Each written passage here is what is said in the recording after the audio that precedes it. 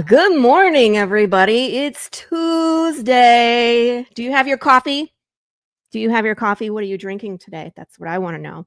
I still got Colombian beans left, so I'm still, and this is probably my last brew of the Colombian beans. We'll have to roast some more coffee. Maybe tomorrow. I can't be without coffee. Oh my God, can you imagine? We need to have the coffee. So, what's in your cup? I would like to know what you're drinking today. Of course, I've got the Colombian Brew. Good morning, William Russell, and the homemade coffee creamer, which is coconut creamer. What did I put in there this time?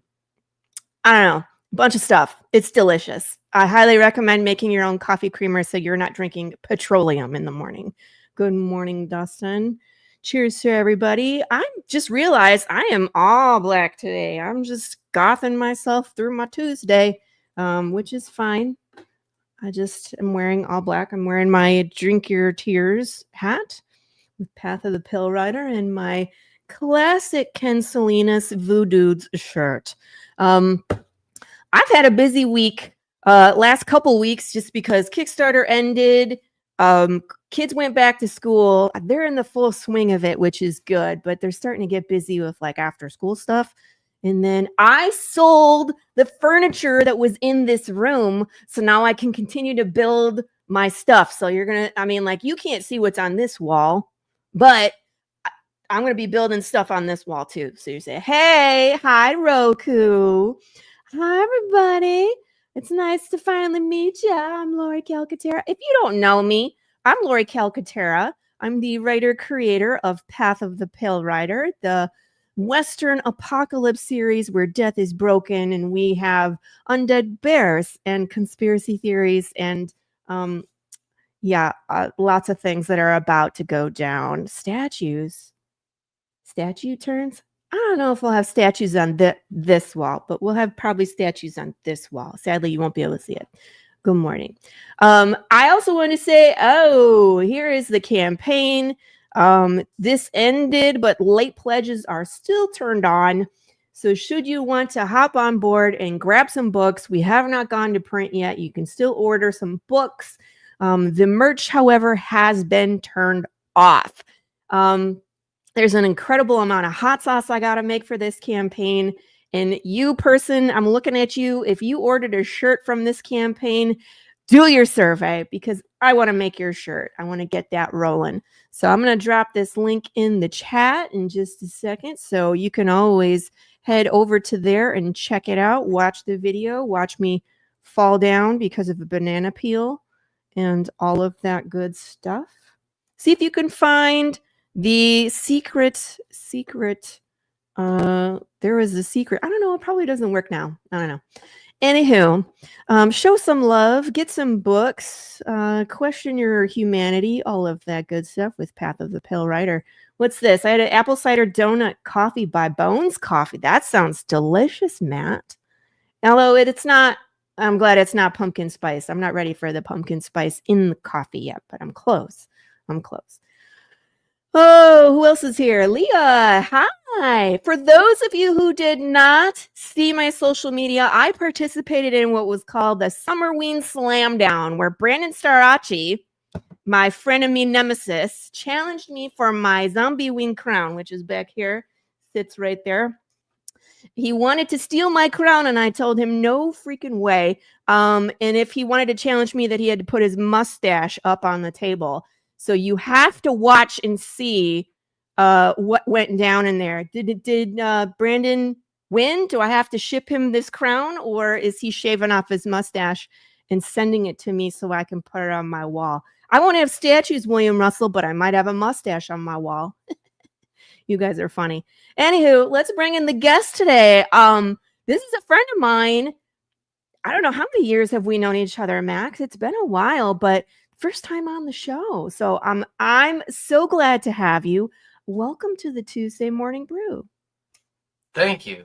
Yeah, I was just looking it up. I think I had you on my channel about 3 years ago. Oh my God. And you had just started this show.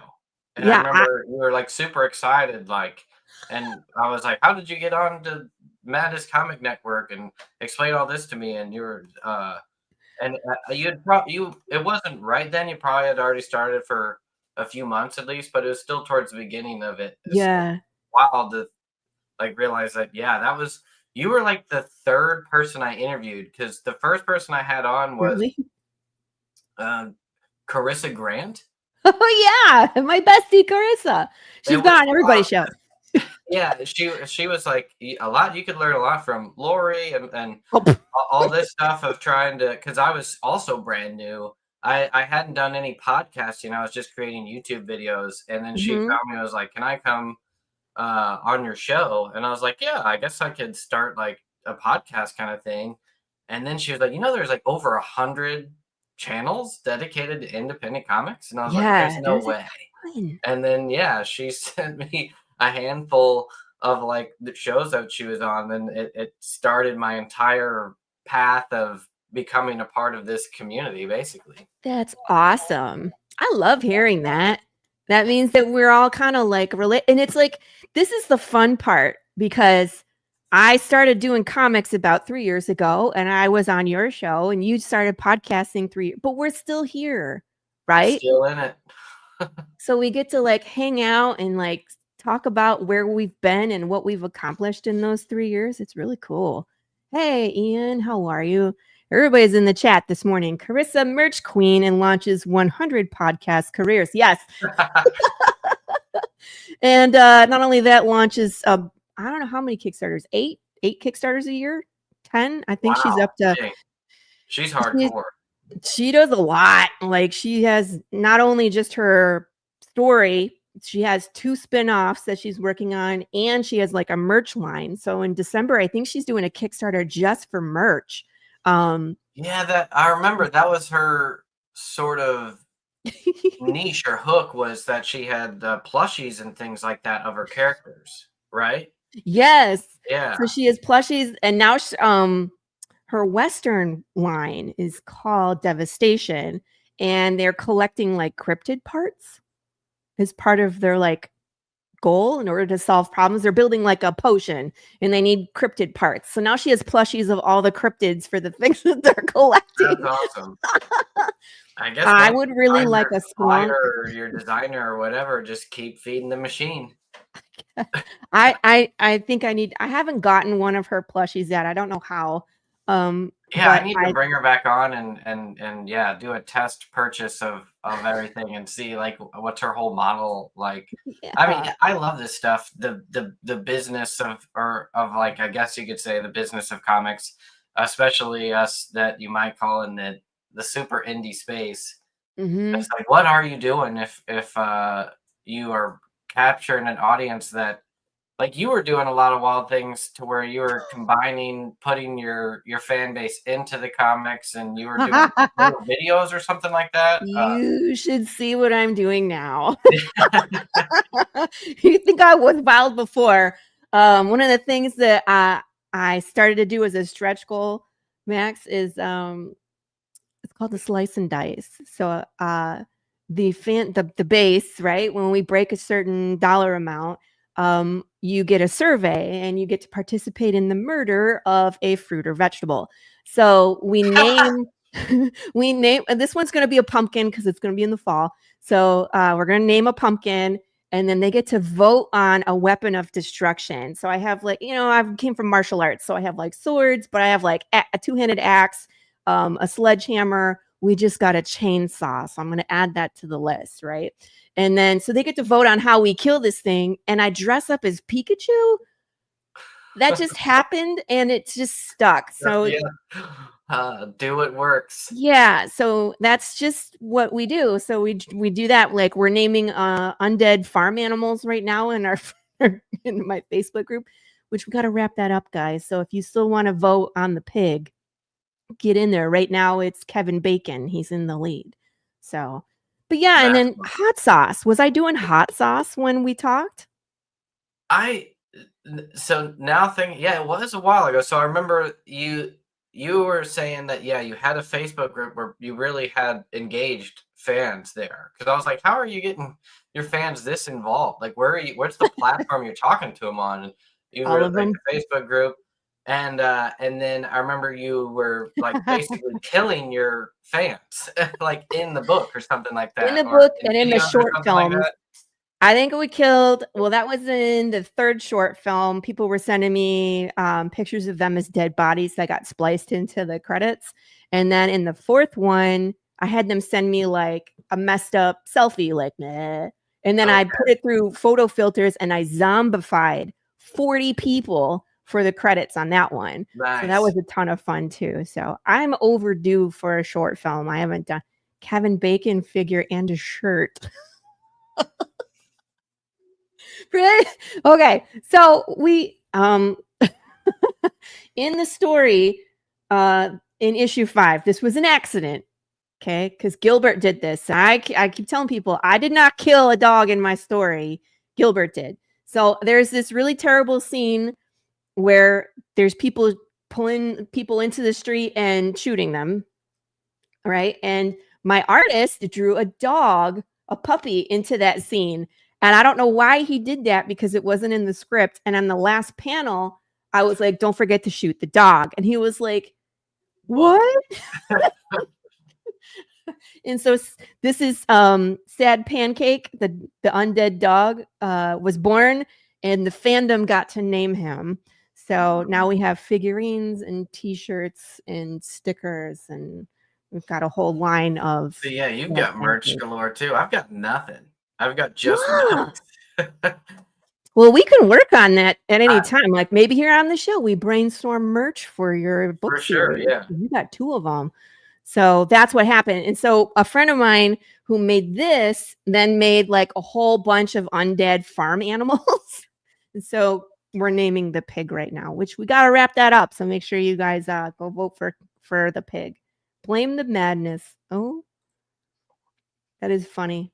Yeah, I mean, like I try to include everywhere I can. You want people invested, right? Oh, And I for mean, like, sure, yeah. and we're having fun. So all right. Good morning, everybody. So let's back up. Max hasn't been on the brew before, so we're gonna do we need to do the origin story. So I would love to hear from you because we're familiar with each other, but I want to know all the ins and outs. So how did you like get into this? What were you reading? When did you start reading comics? What's your influences? Like, and ultimately, what was it that was like, I'm gonna do this myself? Yeah, I could, since we have 2 hours, I'll tell sort of the long version because I Yeah, have like the short, medium, and long. I got coffee. Let's go. It As far as influencers or myself as a consumer of entertainment, specifically comics and movies, it started basically as far back as I can remember. My parents would pick up comics from every once in a while. They would get like a Simpsons comic or I remember they didn't get traditional any like Marvel or DC comics from what I remember. Simpsons? They would pick up Archie and Simpsons and every once in a while maybe like a Star Wars, and it was never consecutive. It was always just random, and I don't know if it was just like at the gas station they would see it and think it was interesting and be and so I just had like a stack of random comics that I read, and it was just like something I read at breakfast and didn't really Oh, think anything about it. It was just like you went from the back of the cereal box to the comic. And but I also lived walking distance from a library, and my nice. parents, they were basically like they treated the library as sort of an after school program even though there wasn't one. They just said just go to the library and hang out, and we'll pick you up later or just come home as it closed. So at the time, the main thing I did was I would rent DVDs to take home and watch. And I always joke because at the time, looking back on it, I didn't realize how big of a deal or how much of an influence that had because they didn't distinguish rated R from PG to PG-13. They just gave me anything. And I watched, just horrible movies, or at least like for a How kid. how Because old were you though? I think most of my memories of like really getting into this to where I was at the library regularly was like probably 10, 11, 12, and 13. Okay. And That's so from not basically your too most, bad. like, when you're super into everything, like, your most formative of what kind of Uh-huh. fandoms you get into is Mhm. right then, and I was watching Clockwork Orange and The Shining and just, kind of every classic horror film Okay. that they had, along This with Silence of the Lambs, and, uh, this yeah, I actually got really explains into you much better to me now because when you were talking about Homer Simpson and Archie cartoons, and I'm looking at Liquid Kill, and I was like, there is it. no way. There's No, no yeah, that's way. what is funny about it is that with comics, to me, the comics were the fluff kid stuff. And I Yeah. was, into, and I remember I was into Hellraiser way too young, like not even understanding the whole sadomasochist part of it, like just loving I don't know, the intensity of it.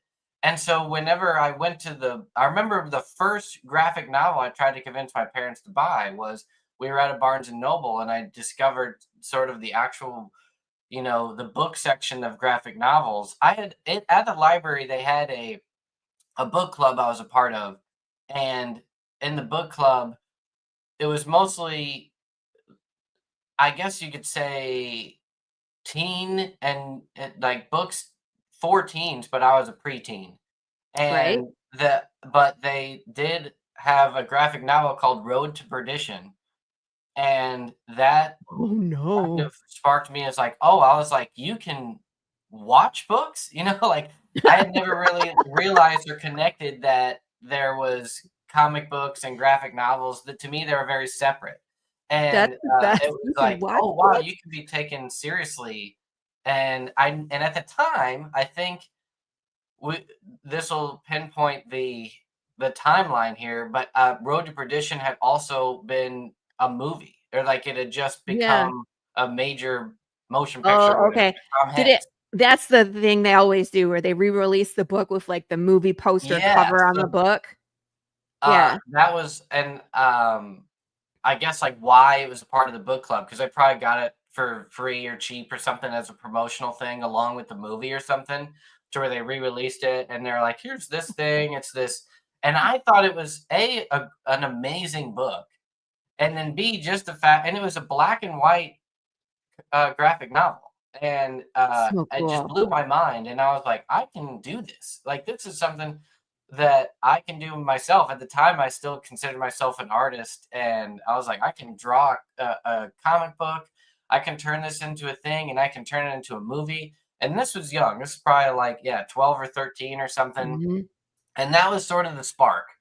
But if we cut forward in time, I like as I got older and was in college and figuring out my major and stuff, I was very much hardcore into the entire media and movie scene. I was the president of movie Yes. clubs and just all about. I went to school for cinema, and I was very much one of those typical. I'm going to study every famous director and I'm going to make my first movie and then just start my Hollywood career. And How did that it go? went perfectly. It's just every step of the way, everyone loved everything. No, I hit God like an damn it. ultimate depression in college when I realized that I was just not good. Like everyone around me Aw. was sort of, uh, Why do you say that? Were you doing films and getting yeah. because obviously So you're getting critique, you know what I mean? Because in art in creative classes, you're putting stuff up there and people are giving you feedback. But what I was it don't that you were like, I'm not cut out for this? Like what? Yeah, no one said anything bad about any of my work. It was one of those to where I didn't get, I was like everybody. I applied for the biggest film schools in the world. Yeah. I applied for UCLA and things like that. And I remember not getting into the school I wanted, and it was a weird to where like I got accepted to the film school, but not accepted to the main thing. It was like they accepted my I can't remember if I like What? submitted something. So you got I into the got film basically an school acceptance part, letter but the and then a university was rejection. like, no. I don't remember the exact details, but from my understanding, at the time was I think that, you apply at the same time as for, the standard school. I want to say if it wasn't UCLA, it was like USC, and I also for University of Central Florida. Those are like the three I was trying to get into. And one of them actually, I got something in the mail that made me think that I got accepted to the school because, at least as far as the media program, it was one of those like welcome letters, like, welcome to the film program. You're going to be doing this, you're going to be doing that. And so I was just like all ready, set. Excited. Yeah. And then I got the rejection letter from the actual main state school. And I was like, oh, well, what is this? Why did they send me, And so I ended up not. And so like that was the start where I was like, I didn't even get accepted. Like I didn't even think that like, that was like a thing. That was never even in my mind that I might not get accepted to a college. But and then whenever I did end up going to a state school in Illinois, I went to the University of Southern Illinois, Carbondale. Yeah, I'm with Um, Dylan. That's crazy. a- and that had a good film program for my area, and a lot of people went to it. And so, as a freshman, you're paired up with sort of mentors that have been in it. And I also had friends that were like skipped college and just went straight to LA. And Oh, so I had sort of like these friend groups of people that, and I was also I was like in the film scene in where I'm at, St. Louis. So I was acting in, yeah. independent films. I was a production assistant for various things. I was helping with TV shows at other colleges that I didn't even go to. Um, and so I was doing a lot in the scene. And I think that at one point, sort of as I was entering my sophomore year, I started to just see people just fail and just like break down and sort of crash out and be like, I had one guy that was like, I was supposed to move out with him and we had all these plans, and he like moved back from LA and was just like, it's a complete nightmare out there. My entire like life is crushed. I can't remember exactly Oh, his story, but it was kind of just like they spent like 4 or 5 years trying to do certain things and it just didn't work out for them. And they're like, yeah, so you give up. And I just had a few people around me, and I remember I had sort of my mentor that was just really good. And they were saying, they were like, basically, I don't care about any of this anymore. I'm just gonna get a job in local media. And like just weren't even interested in film. I just like it was watching people where you start to realize that the career in media, the act like the more the more I'm not exactly sure. Like the most likely job you're going to get is not making movies. It's going to be you're working at a TV station or you're working at some kind of corporate thing where yeah. you're either editing for a hospital's media department or something like that, or a Advertising. corporate Monsanto kind of thing. And there, if you actually wanted a career in it, and I just saw Mhm. people being like, I'm doing that. I'm not even gonna like try anymore to See, make it in the creative part of the space. ugh, And here's the so problem I see, Max, is that it's the same kind of thing with like indie comics where it's like people are kind of set in their ways, and when you're new on the scene, it's almost like you have to make stuff, you have to have a resume, you have to have things for people to look at your work. And with film, it's so expensive and so time consuming, that it becomes almost impossible. So it's almost like you have to know somebody to get in Hollywood or in LA into that scene in order to succeed. At least that's my own opinion because I never no, was cut it's out for that definitely either. true as far as you have to have something in your network. And at the Right. time, this is right when YouTube was just starting. Like Yes. 2006, 7, and 8 was no one even thought that you could get noticed by making YouTube videos yet. Like that was like I feel like kind of right at the pinnacle. It was when Facebook was starting to really take off and social media in general. I remember reading books in school about the social network revolution, and this was they were talking about like the time period that we were in at the time. It was like, That's at the start crazy. of Facebook and Google and Yeah. uh, but I mean, like who anyway, I yeah. don't know, someone probably predicted what it turned into, but it's like at the time when you're in it, it's hard to see where it's gonna go. Yeah, So that was you. So like, if people in the film program or like, someone like me, like really dedicated to the creative aspect, there were sort of blueprints of what people did in the 90s. And so we were yeah, still under the impression of that's what you do. You make a low budget short, you get funding for a feature, you get it into a film festival, right. you place, you sort of get your things, and that kind of launches your career by just making something good. And so we were Mhm. dedicated to just trying to make something good, and I think that that was my where I hit sort of the downfall is in your mind is when you're 16 years old, you're just like, "Yeah, I'm gonna be good at this." And then I was Right. 19 and realized I'm not the best in the world. Like, I'm not even Woo! the best in my college, and this isn't even the college I wanted to That I get into. wanted to go So I'm to, like, right? But what the am I? problem I'm is nothing to that the grand scheme, they and change, things change, you know what I mean? Like, that method that you talked about, that was the same thing that was when I was in film production as well, and I wasn't in the directing or writing side at the time, I was doing stunts, you know what I mean? yeah, But nice. it was still like, you put in your time, you do your shorts, you put it through the film festival, rigmarole, you get your accolades, right? So you can have your, I did this, and then you go up, and none of that works anymore. No, None yeah, of and it. and I was watching the people fail Yeah. around me that were still like, I had like, the people in the St. Louis community were sort of the has-beens of the '80s that moved back home, and they were still in the, like, impression of how things worked in the '80s and even '90s, and now it's the early 2000s, and they're just, like, struggling, and, like, Yeah. they're just and so they were taking out their beefs with everything with me because 'cause I'm just, like, the assistant being like, "Oh, I have, like I'm gonna do all this, and I'm helping you with this thing," and they're like, "Everything about this is terrible, nothing works the way it used to, I can't get anything off the ground." I had this one guy that was like, "I have a film with stars in it, no one cares. Nobody gives a" like Yeah. and just, like, losing it, and I'm just like, "Okay, You're uh, like, "I'm an assistant." yeah, like, I'm just here to learn." Right, and I'm like, I was I'm really, uh, questioning my life choices watching you freak out right now. Right?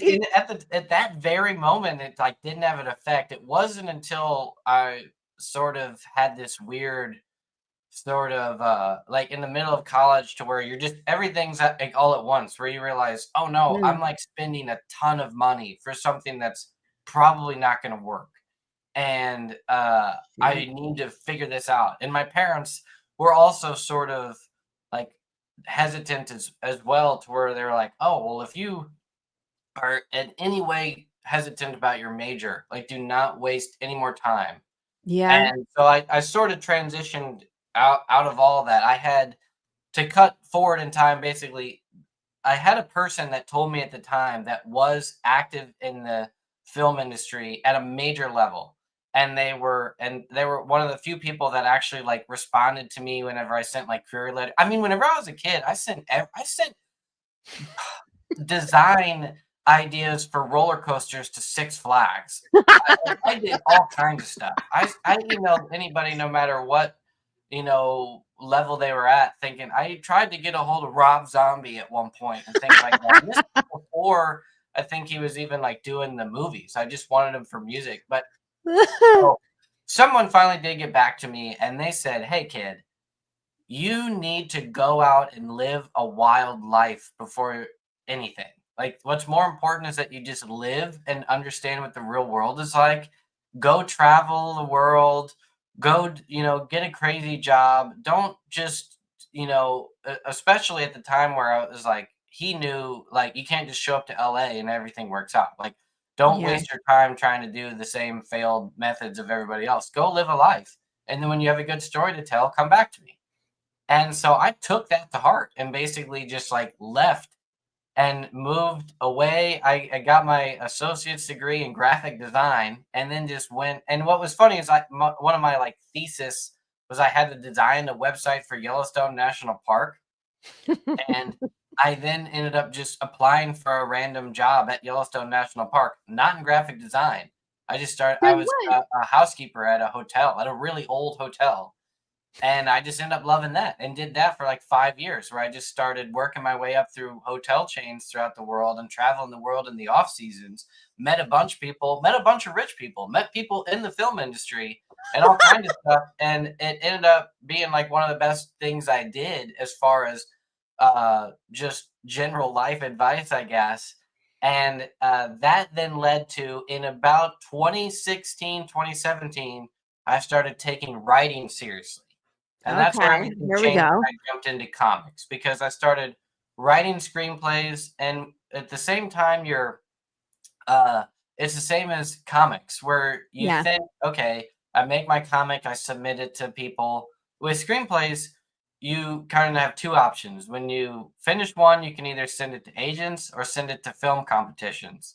Mm-hmm. And I did both, and I ended up doing a lot of things, and I got a lot of traction pretty quickly on like two of the first four screenplays I wrote.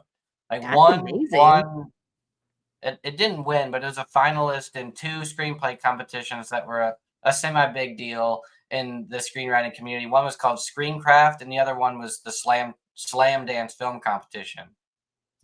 And that allows you to Film then sort conversation. of peek behind the scenes, because when you're a finalist, people will reach out to you as far as, Yeah, production companies and opportunities. managers, and they basically just say, "What else do you have?"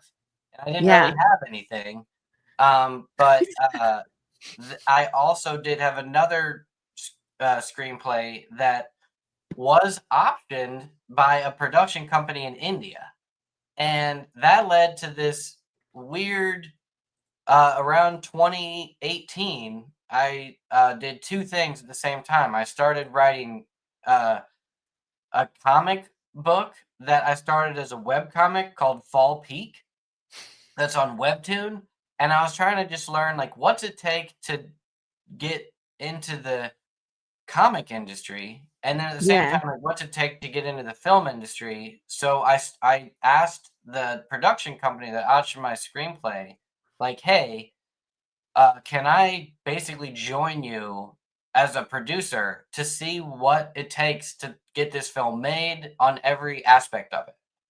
And Cool. they were basically like, yeah, and if you're wanting to do that, I have a bunch of other projects that we want to try to get off the ground too. We'll tell you like where to start.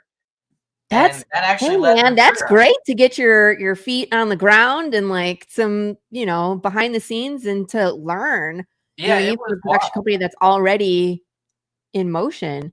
Is that what's on your website? Let me bring it Yeah, up so here. if you go to my website, Yeah. hovenpro.com, that Tapak is one of the movies that I made with that production company. Like, produced it Cool. from start to finish. There was another one that came out before that called Half Pace in 2021. Yeah. And that was one where I was basically the producer that oversaw the back end. So licensing, post production. Once the film was done, I then basically tried to get it into international markets. And yeah, and I learned by just like being thrown to the wolves of how to do that. And uh and at the same time, it really helped that I was doing comics, because basically once Fall Peak, so yeah, it was basically like I had this screenplay.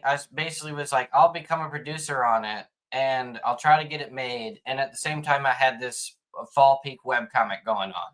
And in comics, I was also trying to just like learn everything. So I was reaching out to other comic book creators that were in the space. And my writing partner and I, we wrote a graphic novel, or what was originally a long comic series that we turned into a short series, and that was called Define It Eats What Feeds It. short. How many? Yeah, it was, at the time, I think we were going for like 12 issues or at least 10. And I did learn, like, through research and talking to other creators, that they're like, you'll want to start small. Like, basically, start with it was like two things, because I had the web comic where it was like, the quality of the art is less important as having a good story that's consistently updated. Like every week or every 2 weeks, you have to keep going on with the story. And so I was just consistently pumping out, and that was hard work.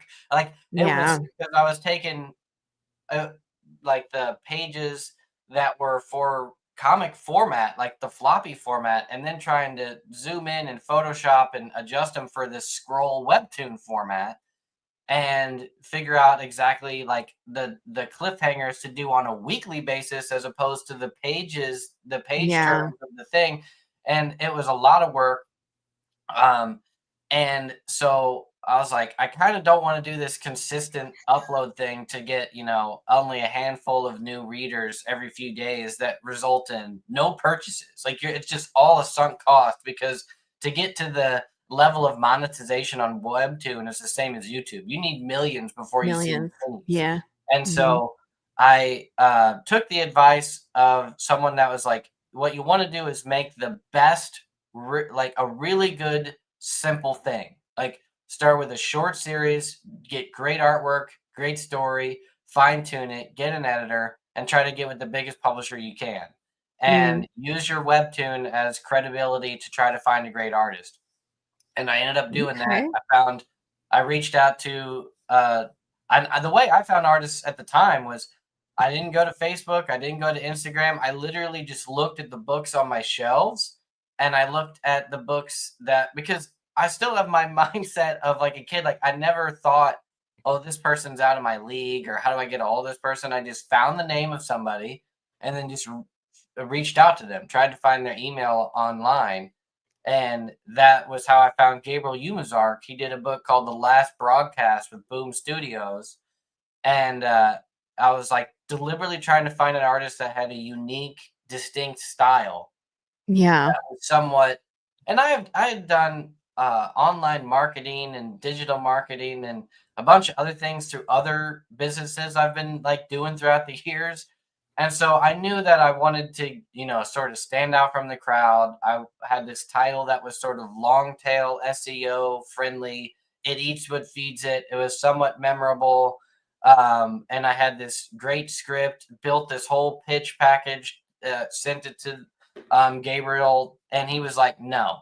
But What do you it mean no? wasn't for It Eats What Feeds It. What I had sent him the first time was a different story, a very short Oh. story, because I was going to start with him. I was like, I have, three things going on. I have this Liquid Kill cyberpunk story that's going to be ongoing.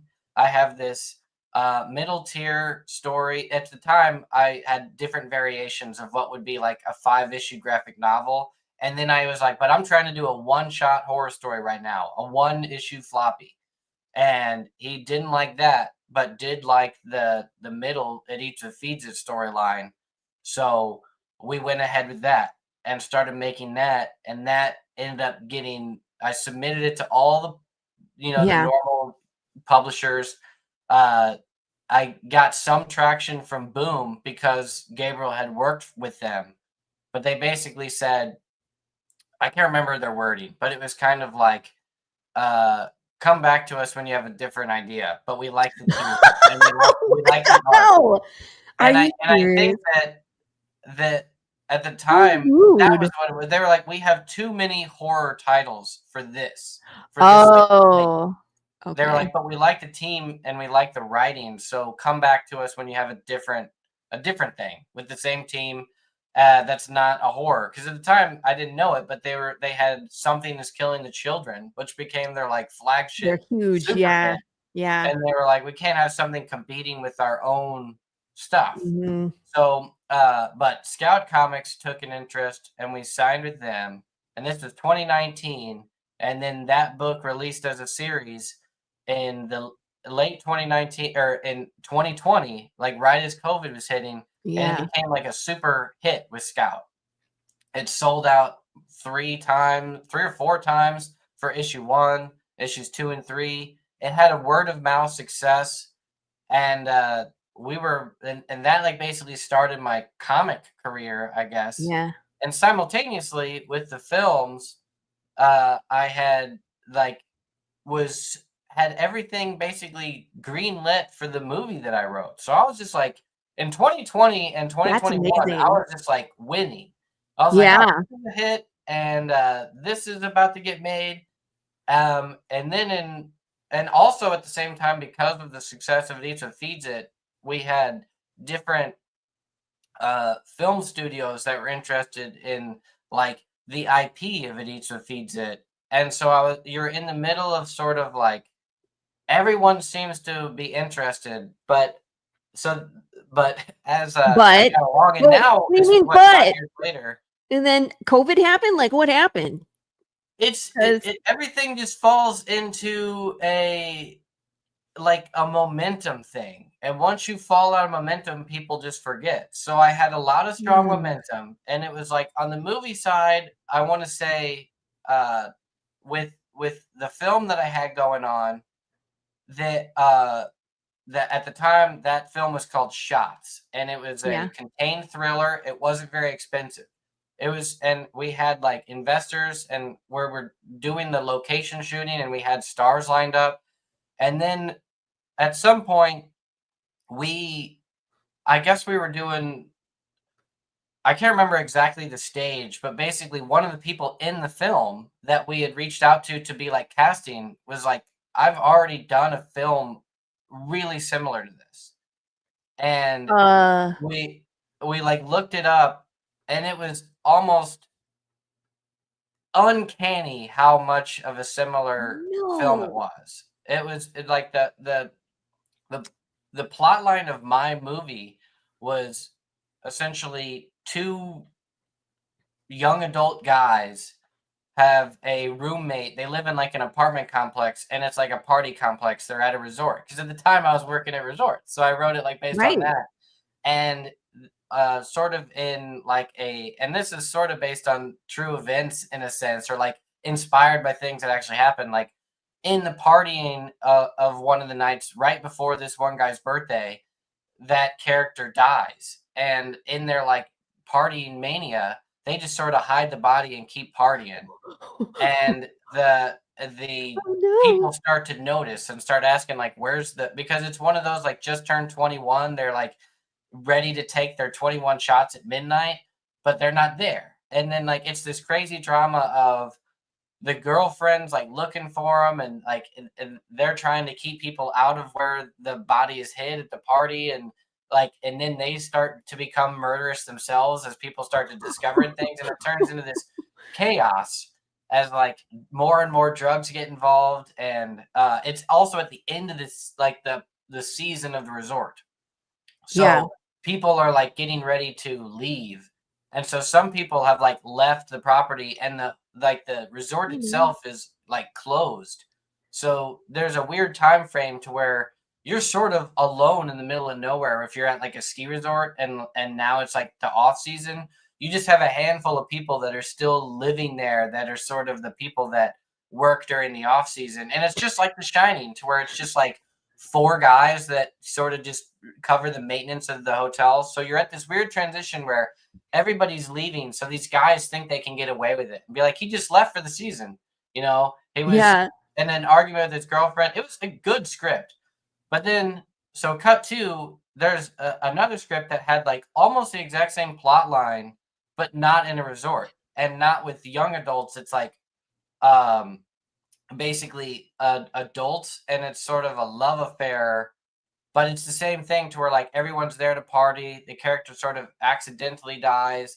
They start to blame it on sort of the person, the like wife, who they say is like having an affair with another character, and it turns into this sort of like drunken mayhem of murder as people start to try to like solve and unravel this weird mystery. And it took place, that was also like an Indian film that was a fairly big movie over there. So the once we sort of brought that to light, the investors were like, they kind of just like backed out, and they said Yeah. they were basically like, we want to now turn this into an overly sexualized film or something like that. They're like, we want the characters to be nude, and we want to change some things, and it just got too weird, so we scrapped it. um and we just Bummer. focused on a different film, and that became Half Pace, which ended up releasing in 2021. And like I learned all the ins and outs of like who actually buys movies. That's and all that interesting. stuff. And I learned sort of the hard way that, most movies that have like pretty big budgets, Hmm. they solve all that stuff before they even make the movie. And so I was like sort of just one of those guys that, learns in the aftermath that you're going to like not get, basically you're not going to make your money back unless you become a hit. And I learned the exact same thing at the same time with comics, Yeah. that yeah, unless you're just like a breakout hit, you're probably not going to make your money back on professional artists and professional marketing, even with publishers. In Right. fact, especially with publishers, because It's most of hard. the revenue goes to the comic shops and the publisher themselves. And so your creator investment is like the last thing to make money. You're getting like the last 15 to 20% of Isn't it like the cost of first that book. first dollars in, last dollars out? Yeah, exactly. I learned like the same thing at the same time. So I went from this super high to a super low, because the same thing with It Eats, It Feeds It.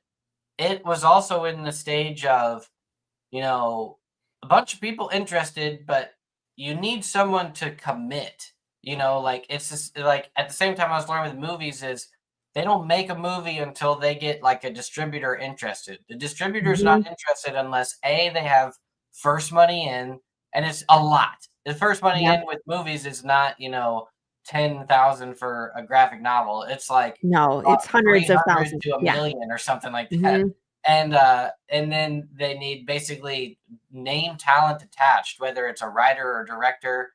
And so Something like to in the get like butts in the seat, right? That would yeah, attract somebody without knowing what the story is. Oh, Chris Evans is in it. I'll go see it. yeah. So Yeah. I think that just it was just in limbo to where It's no so one hard. ever got all three of those. It was like I Only had got like two. we had proof of concept at the time. It was like Yeah. it has an audience base and like a likable story. So now you need to find the so an actress that's interested in playing that lead role. You need the distributor that's willing to like say, I will take this if you can get first money in. And yeah, anyway, so it was just sort of like falling apart to where everyone that was initially interested was waiting on somebody else to get back to them, and that person or star or whatever never got back, and so it was just like, oh, that started to just dwindle away. And then the movie was like, oh, I'm just struggling to try to get this into streamers. And then like Well, learning just how, like, it was crazy to, on the movie side, trying to get the movie in India. It was like it was that once you make the movie, you then basically there's like these huge expenses that I did not know about that most of the time are covered in the budget that myself and the production company they knew about, but they're like, you don't really need to do this at our level. But it was, and they were right in the end. But it was basically like so. But I still had the high expectations of like we're gonna go for Hulu and Netflix and a theater release and go to film mhm, markets and film festivals. To do all that, you have to basically get like an MPAA rating. Well, like mhm. the people that do those licensing, they want a huge fee to do Yep. that. It was like Yep. more than the budget of the film or something like that, or half of it, or like, and it was just like, oh well, we can't do Can't that. afford So I that. was like, well, what do we do if we don't have that option? And then it was like, well, basically need to pre-sell tickets. So like in order to get a theater release, you basically have to pay theaters 30% of, it's something like, let's just say whatever theater you're booking, you're paying for 30% of those seats.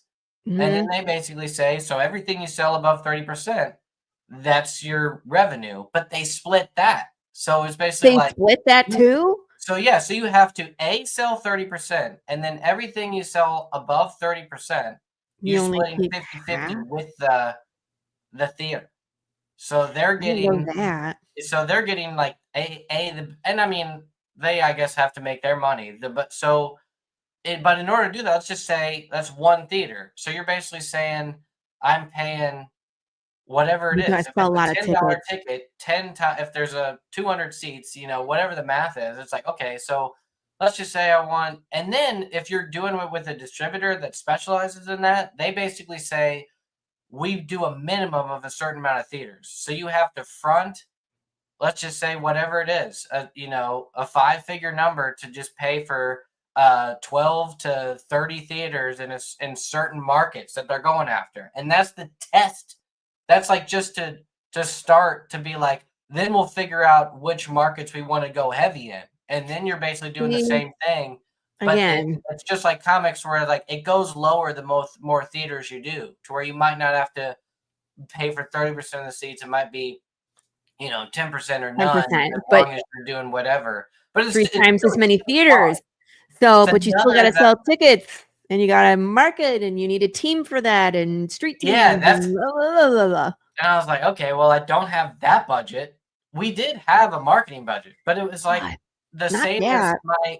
Long story short, I spent the same amount to make a comic book as I did to make this movie. It was not very much. In India, things are like a third the cost, but they're still hefty. They're still big. It's like to do the same thing in North America, I probably would have been, you know, 6 figures in the hole to invest in theater release. And then so it was just like, okay, now you're limiting your options down to, okay, I'm not doing that. I'm going to just put it into film festivals. Well, film Yeah, festivals are another thing where it's like, you still it's gotta another pay to get $100 in. to submit. They might Yeah, not accept you. If you want to pay, and then you basically, to get any sort of traction at a film festival, you have to pay a publicist who yep, will sort of market it at that. Um, so long story short, I ended up yeah, just hiring a sales agent, trying to go directly to streamers, yeah, and that ended up working. It ended up to where they basically took a very reasonable, was just like no upfront fees, only took a percentage of the sale. They took it out only whenever I got the money, so they got paid whenever I got paid. So at least like there's no upfront cost. It was yeah. just they'll take it, they'll try to get it, and they made a few like good deals that were like with a TV station in like the certain Southeast Asian markets. So and you know, and those were at least like 4-figure deals. But the whole point of me saying that was like I learned the hard way that some of the people that came back with offers for a film that was 5 figures, they were like, we will give you $900, like less than $1,000 for like forever rights. And I'm just like, what kind of movie and like, do you like, who takes that deal? Like, how can you ever just be like, there's no, even if your budget was $500, like you wouldn't take, I feel like, No, for forever? going like it No. was, I want to say it was like at least 10 years for a big territory, like all of India. And in India, I think it's like $900? for $900. I remember that one being like, no way. And like the and then another company was like, we will give you 1,200 for the whole world forever. Like, as in, like, you'll never make anything more than this. And it was just like, what? Yeah, it blew my mind. I was Like, like, how is this maybe you're not understanding math and you're not converting the currency correctly I thought that because that's what it was, but they were sending, because they were originally sending it in like rubies as yeah, like, and I rupees. was like, I'm just misunderstanding. And Right. another surgeon is like, no, this is it. Like that's their offer. And I was like, this is This is a insane. And he was joke. like, Like, don't worry that's a about it. I've got joke. other ones.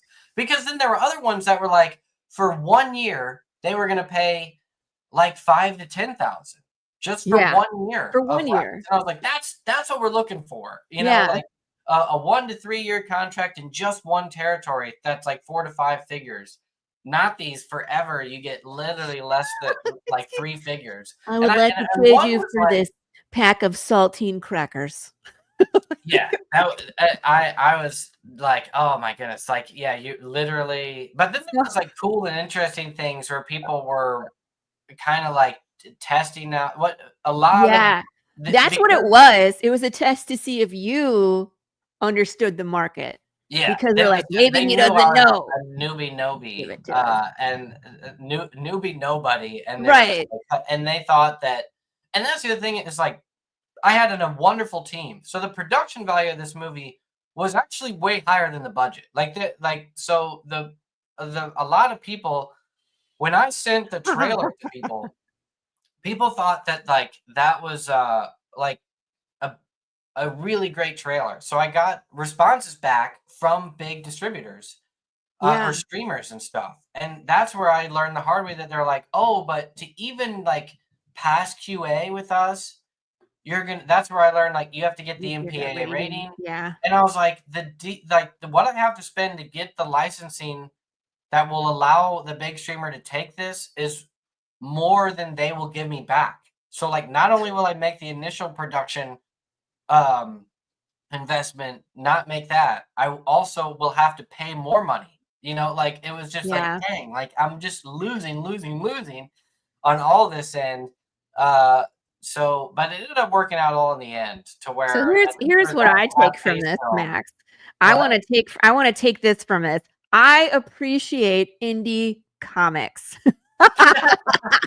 Even Yeah, though it's okay, a yeah. slog at times, listening to how film production, like I never knew any of that back end, front end, distributors and all that stuff. Like I was just, like I said, I was doing the stunts and doing some writing. I really appreciate indie comics being the way it is, that we can crowdfund and still get our stories made, Oh and yeah. then still release them. And the struggle is, of course, finding the distribution and the publisher, but you can still get your story made in the meantime. It um is it is amazing. Your audience that you can build for your comics can sustain the comic, and it's not that like you're doing. yeah, It's not an unreasonable. You don't have to worry as much about what I refer to as the gatekeepers in comics as you do in film. To yeah, where with film, at some point, someone is going to give you like you have yeah, in order to get the audience for a film that will break huge production costs when you're looking at literally millions of dollars. It's like, so you have to have an audience base that's millions of people, and getting that for independent film is actually pretty hard. I mean, YouTube can do it, but it's just like comics to where you have to have a really like the Has to argument be in a niche. comics with like Kickstarter, it's like, well, you have to have a sexy cover. You have to really go after some kind of niche market of people. Um, and with films, it's like, okay, I have to go after the people that are into creature features or something to capture like them on YouTube. Your comedy drama is not gonna get a million people on YouTube It's unless like hard. there's just not a dedicated community like there are with independent comics. We do have a dedicated community of people that are like, Yeah. I read independent comics, and especially certain specific genres. Pops Van Zant says we just started our Roku channel, so if you ever want to put your films on the Roku channel, you can do that too. You can talk. For sure, I There will. you go. When I'm on, so the one that I just had, that one you saw up there, Mhm. Tapak, that one's exclusive. I did one of those deals to where it was like I sold it to one company that basically has the rights Yeah. essentially forever now. Just one thing, so I don't have any control over that. But everything else that I do, I will definitely be reaching out to Madness and like figuring out like what kind Yeah. of things we can do with all this stuff, especially like if I try to turn any of my comics into films, which is something that I am going to try to do now on a serious level myself, as opposed to just sort of passing it on to someone else and be like, you try it. I'm going to try to do it myself in the same way I did these films that I produced in India. Max, where are you in the country? St. Louis, St. Louis. which is 5 hours south of Chicago. It's in Missouri. I know it's in Missouri, but I was It's like, like how right far on is the it from border of where? Illinois and southern Illinois. Okay, so you're pretty far north of where I am. I was going to say, because if we're close by, man, I want to make films. I was like, I just want to film a commercial for my comic book with cowboys on horses, and we'll make Oh a yeah, bear sound in the I'm background. trying. Like, I'll put you in ah, my little like chest of like the Hoven Crow team of other yeah, comic creators that are also sort of doing film, of being like, it when it push comes to shove and like we're getting trying to cross the finish line. Who's my yeah, team that we got? Like that's cool. 50% ad rev. yeah, yeah. That's how it works. So Yeah, there's a lot of paths with that. The things I want, I mean, and then on the comic book side, I want to stress like I also had the same sort of realization, which is why I started my own YouTube channel, which was in mhm. 2022, was whenever after releasing It Eats What Feeds It and having a pretty, it was a success in its own right. I started to then just try to learn like what worked, how was I able to build that audience, how did they sell things, because other comics on Scout at the time were not having the same success, and I was a lot of other creators that were with other indie publishers were reaching out to me to be like, what did What you did you do do? to Yeah. like cut through the noise? And I was like trying to pinpoint, well, what did I do, because I did do a lot on the back end.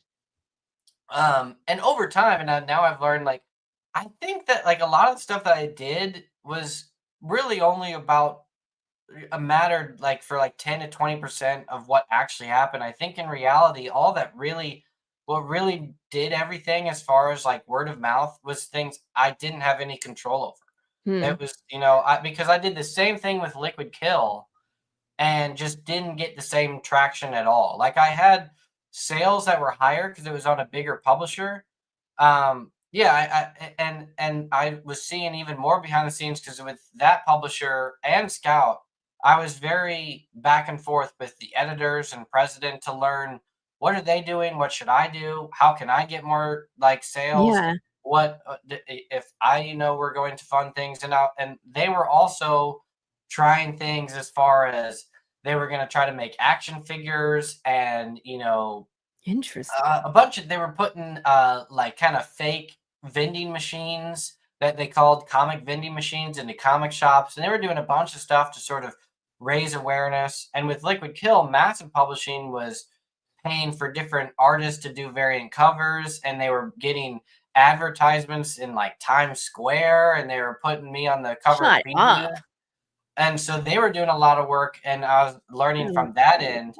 But then on my own self, I was like, but I'm not getting people that care about the story like I did with It Eats. Like, I think the big difference was like, or what I sort of started talking about on my YouTube channel is like all the flash of Liquid Kill did result in sales, but it did not result in readers. Like, no one stayed on, and I say no one. People do. that's I not do have true. fans of Yeah. the series. It's just It it wasn't the wasn't enough same. to sustain what you would consider like if you need at least like for me it was like to maintain the series I needed at least like 5,000 sales a month, and I like just it kept dwindling. It went from Shoot. whatever it started out at. I want to say it was like almost 10,000, then dropped down to 5 to 4 to 3, and by the time I got to issue 10 to volume 2, it was now down to like 1,200 or something like that. Wow, you're And kidding it me. was just definitely dwindled, and people started to sort of like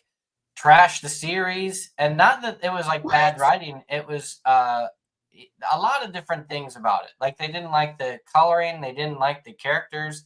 People were reaching out to me basically that were basically saying they wanted more It Eats, and I had a lot of fans of the It Eats What Feeds It, and they're like, "That was too short. Liquid Kill is too slow." And all this stuff, and so I was just like, kind of, and I had a lot of other people that were trying to counter it and be like, "No, this is amazing. It's one of the coolest things." But long story short, I was also learning the hard part of like through distribution and stuff, the Diamond bankruptcy resulted in just like no revenue from volume 2. So Yep. from a production standpoint, myself as a writer, like I've spent almost 5 years on Liquid Kill to make what was going to be an ongoing series. Because when we had a decent start and the publisher was like, we will make this forever, like as long as it's profitable for both of us. Yeah. And then like once you don't get revenue for 6 issues, because it's just wrapped up in the Diamond bankruptcy, that's like, well, it was like I barely made my Now money what? back on volume 1. Now I got nothing for volume 2. I definitely can't do volume 3. So that was sort of just like put on hiatus, which now Well, leads to my current moment, which is why I kickstarted my third series, thank you. which I was going is to say now at on that Kickstarter. point, do you pull back and say I'm just going to go do this myself because you can run a campaign by yourself to Yeah, produce comics, right? that's where I was like, let me at least try to get my own fans involved and, you know, not stress trying to grow my audience, I guess, and spend more money to try to. I guess I was kind of like, if I can at least start on Kickstarter and use my own fans to get them involved, let me do that. Let me do that for this third one, as opposed to investing all this time and money, getting a publisher, and then waiting for just trickles of royalties to come in. I was like, let Right. me just like at least start a hard one, and I'll learn like what's it take to actually build a sustainable audience of my own. Like I won't even need publishers if I can do this on my own. Um, Yep. and so that this was like the flagship of my idea of the Sacco Press imprint of what you would say my Hoven Crow company was. My idea, and still is happening, is I'm going to release basically manga sized books in order Cool. to sort of stand out from the crowd of indie comics, and Yeah. basically release just full books on Kickstarter, and I'll do zines as the floppies, so like cheaper things to print that I can sell for $5 and not lose money on because I'm only printing 200 of them, and sell Yeah. those at my local zine and comic cons. And I'll do my own series that way, and I'll also publish anthologies. And so basically, it's like I'll do a book that's just like all the issue one of other people, Yeah. and I'll do it sort of in this smaller size, so it's slightly cheaper, and I'll publish that, and then I'll release if they have issues that are further than the one, I'll release those as like cheaper zines, also black and white, and maybe it's a way, it's like a model that will allow sort of all of us not make much, but at least be able to earn a little bit. And for people that haven't had a publisher, can get it out there and not have to stress about doing their own Kickstarter. And then Yeah. I threw in like basically like there's no like contracts, so there's no or there's no time frame. It's not like you sign with me, I have your publishing rights for 2 years. Instead, Right. it's like we're just gonna agree to do this print run together. And if you get another publisher, and if you want to do it in a different, the normal traditional color, standard size format, you can do that at the same time. Like you don't have to stress about oh no, I'm already signed with this publisher for a certain set a period of time. Like they can do whatever they want. It's really strictly just a way of kickstarting. They're getting a publisher out there for true, real start people in the Yeah. industry, like I was 5 or 6 years ago, where you're just trying to get something started and you're not sure, like, do I do it as a web comic? Do I do a long, 12 issue series and try to, and then, like you and we went the whole route of doing YouTube shows and getting on Mhm. other networks and doing a lot of different methods of building our fan base. And a lot of people don't have that time or really the ability Right. to do all that. You and I Yes. have experience with this enough to where it sort of came naturally. But for a lot of people, they just want to write or they want to do their art. And Yeah. if someone can help them out and not necessarily rip them off, but not, leave them with nothing in the end, which is what you learn with comics and film, is like a Yes. lot of the time, unless you're really breaking out and really just growing the audience for everybody, you're not going to sustain yourself. Like you're not going to make any revenue from it. And all the audience base is, for the most part, dedicated to the publisher and not necessarily you. So Right. like if you can, God, isn't it such a get, weird balancing act where it's oh like yeah. we want publishers because we want to reach a bigger audience, but Mhm. yet I'm still doing all the work. And if I don't have the publisher, do the people follow me or do they follow the publisher? Exactly. And nowadays, some of these publishers don't even have a bigger audience than you. So there's zero, like Right. So almost what's the no point? reason to go with them. So, and Yeah. especially like you and I, where it's like, okay, if I have, regular people watching my shows and an email list, and like you can capture just as many on your own than the publisher would be able to. Like they might be able to get 3 times as many as you can, but they're taking 5 times as much of the revenue from you because it's not necessarily the publisher, but like everybody is going through these comic shops, and it's just like Kickstarter. You can Mhm. be on a bigger publisher, but if the comic shops don't buy them from the distributor, it never Then it goes on the doesn't shelf. So you have never the goes. access to the shelves, but you're not on there. You have to go through your own marketing methods of trying to get pre-orders, and you can do that to have people go to your own website, you know? And I feel like the hardest part of all this, Max, of being an independent is if I'm not doing it, it's not getting done. And Yes, so exactly. so when it comes to getting into bookstores and LCSs, I can do that, and I have done that, but I have to actively maintain those relationships with those bookstore owners. You know what I mean? Yeah, yeah. And unfortunately, I worked really hard to get into a few stores, and like they can close because of financial reasons, whatever. So it's like that relationship is. I still have a relationship with the people, but the bookstore isn't there anymore. So it's like now I got to Mhm. start over. And I got to find a new place, and I got to find a new relationship to build. And but again, if I'm doing that, I'm not working on my book. Like I'm managing my art team. It's like we just got our Kickstarter money, so I got to order all the stuff. I got to manage the merch. I got to, you know, You're um, truly running a business. Yeah, yeah, yeah, that's what people don't realize. Like it is a business. I yeah, have an LLC. It's a legit thing. You know what I mean? Like I have to pay yeah. taxes. It's a thing. But it's like it's which avenue is the most important to you at that time. Mhm. Because, if everything is done, then yeah, I could be promoting to bookstores, but I don't have the time for that right now, so it's not going. And that So, was my idea with my publishing line was I can give you the groundwork to be online and relevant, and then I'll be the one that reaches out to bookstores. I'll be the that's one to what go into is comic. ideal. Yeah, and I'm And with Rolling Squid Bones, and that's what they're doing. They're putting together like a care package of everybody that's under their umbrella, and they're going to go to bookstores and same thing, like digest size, less expensive. Let the bookstore owners kind of read through, consume what it is, and then Mhm. again they can order from Rolling Squid Bones, and I don't have to be there, and I don't have to wear that hat, and I don't have to take that time. And so that's ideally what we as independents want, It you is know? a real value offset. Mhm. Like I wanted that whenever I was even now, Yeah. but as far as so that was my idea with the Kickstarter, and I'm gonna look that up. You said what are you with? Rolling Rolling Bones? Squid Bones. There's Chad Perkins. You want to talk to him? Rolling Squid Bones.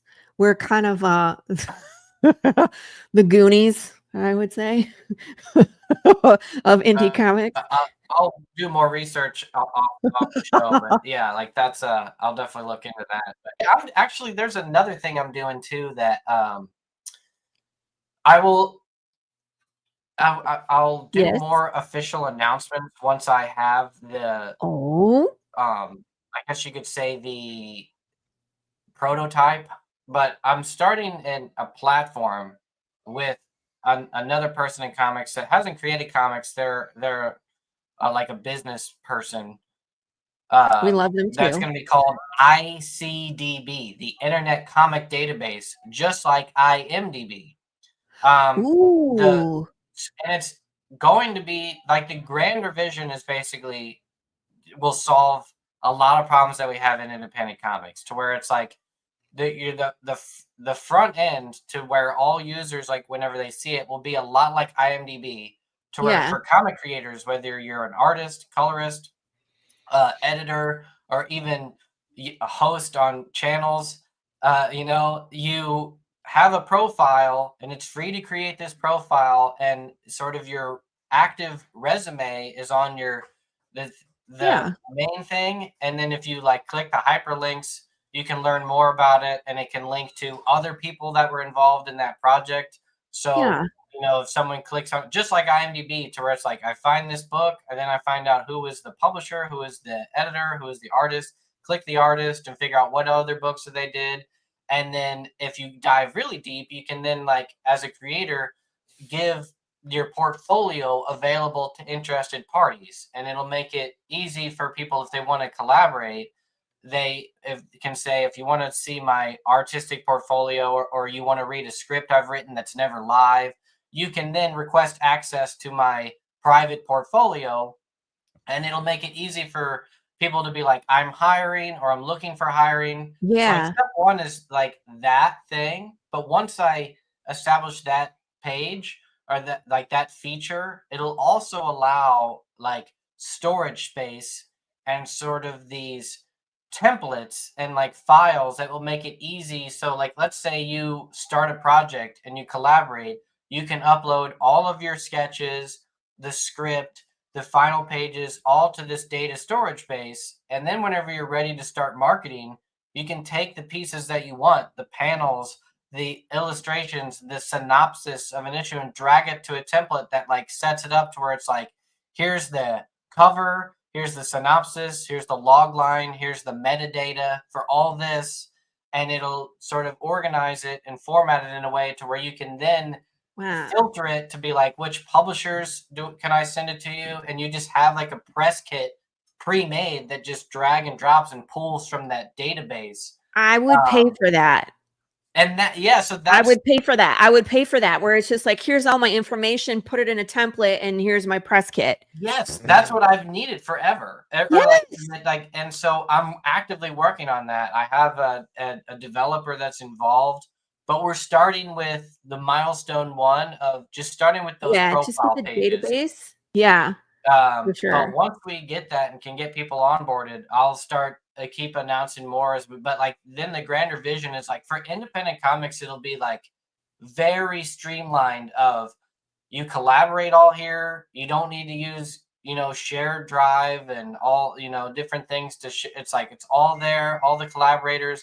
If you want to give new people access, and then once you do it once, it's like done. Now you just figure out, okay, now make the press kit for this project. Now Cool. figure, pre-make sort of social media posts, and then I have publishers that want to get interested in it, because from a publisher's perspective, Yeah, that's where think you'd about how want to much time go. that saves for them. Yeah, Yeah, they it's don't all in have one to. place.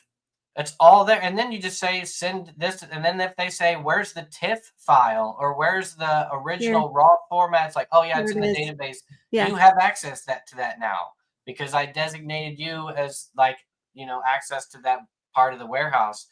But it's a big thing, so it takes a lot to build it, and it's in indie Yeah. comics. Everything is about that balance of, okay, I have at most, there's probably 10 to 15,000 comic book creators in some way, shape, or form, at least in like the US. And to justify, how do I capture that, like just 10% of that market, and how, from Yeah. another investment, it's getting web It's platforms it's made is the same as, uh, it's 100% word of mouth, though. Let me just say it. Let me give yeah, you an example. I've been looking for some paid marketing. I know that we have all been tempted by the scammers, email lists, promotion. We guarantee you backers BS, right? If there yeah, was somebody that actually could do that, we would all use them. We would exactly. all talk about it, and we would all pass that, because that's what kind of community this is, where I'm like, hey, I had really good success with this. You should go use this. Yeah, So, there's nobody that's well, there could be gatekeepers, but for the most part, the community is very open with information, where it's definitely. like, hey, Yeah. I'm going to try this thing, and then Curse is like, did that thing work? And I'm like, nope. I'm like, save your money, But if Well, there was yeah. that thing, like a database where I could format and be like, push a button and have a press kit, I would be telling everybody to go do that. And that's the thing. I Everybody. was like, if it works, that's basically what Yeah. I told the people involved, is like, because you have to pitch people, and Mhm. like, and it's always tough, and I'm like, here's one of those things where I was like, if this works, the audience is there. It's Yeah. like, I was like, the only thing Just that gotta will make hold it it right. back is like, if it doesn't really do its job, like if it Yep. just doesn't, if the vision I've like planned out, if that's not there, it's like then the whole thing falls apart. Like if it's not really working, I was like, but if it works, like I actively can find 100 people that will take this. Like that. Because the database itself, I've seen people attempt to do that. And I've seen people attempt to monetize that as well, where it's like, hey, pay a membership fee to be a part of this, and then you have access to all of this information. Mhm. If there's a free, I mean, like even just to have access to a list of podcasters to go on and promote your campaign when it's Exactly. live is huge. I have people contact me all the time. Hey, Laurie, can you give me your list? No. Yeah, that's with like my own that's actually how I'm going to start it so that it's because I know that I'm the same kind of person to where assuming someone says pay a certain amount of fee per month or whatever for something I don't really know that works and has no real word of mouth, it's like I'm not It's gonna hard. It's join the hard. It's a thing. hard You sell. know, it's Yeah. hard to get people to pay money, especially up front. So Yeah. it's like I have to keep it free for a while, But the especially database being free and being like an IMDb, I think is genius because it's yeah. all in one place. And But I again, where it will has the links to the people, like, okay, Lori did Path of the Pill Rider. Who's the artist? Marco DeFeo, Gilbert Perez, Matt Chambers have all worked on Path. And it's like, then you can go to their page and see all the other stuff that they've worked on. You know what I mean? So it's a great exactly. way to just connect people and see projects. That's genius. It's I the can't best wait to way see you to put this together. I'm working on it. Like to yeah, to me it's all about it's both things. It's like if the So you can give if anyone you're the part of the list with the madness on it. Yeah, of course. We're trying to get people see. He's just saying like podcasters. Like we have like 40 shows. yeah, You know what I mean? I That people will can come on. I'll try to so I have a list too that I do give if people like purchase anything from me and Mhm. they ask for that kind of stuff, I give them access to my list of like independent Oh, you're channels. so But nice. what I was gonna say is in order to get some revenue from this thing, that is what I'm gonna do is I'll offer sort of like the guides and templates and stuff Yeah. available for like a That's cost what I'm where saying. Charge for the templates for yeah. sure It's like because if you that's a want the budgeting service. template, yeah, Right. or the list of publishers in your Right. genre or whatever, it'll be Everybody like can go that's pull it where themselves off of the website you put together, the database. So if they want to do the work, it's there. They can do it. But if they wanted it a, you know, $2, give me a list. That might be save yourself the time, however much you price it at. You know what I mean? It's yeah, worth the that's what money I'm gonna to do because, save your like you said, there's time. people that there's a demand for that, and so if they're already, and then it's like There you go. you build credibility. I've always argued what people actually want, especially in our field, is like a way to either a make money, you know. So it's like if your product has to like give me a better ability to grow my audience or actually like earn more revenue. Yes. So it's like you can't ask me for my money. You need to tell me like what you're doing will help me make money Yeah. in some way, Because my or product build is good. credibility.